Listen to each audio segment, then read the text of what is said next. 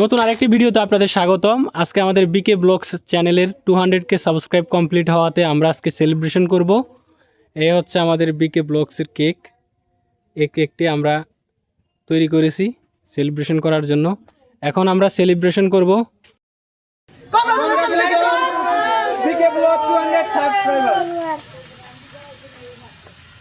cake কাটাও, হ্যাঁ খাওয়াও,